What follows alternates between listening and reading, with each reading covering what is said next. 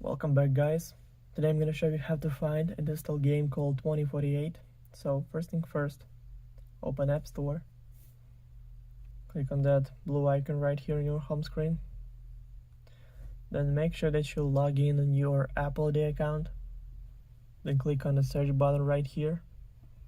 And in the search bar, typing 2048 and go search right here.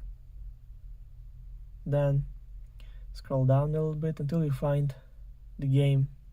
So click on that, then click Get, then Install, then confirm installation through Face ID or Touch ID or using password from your Apple ID account.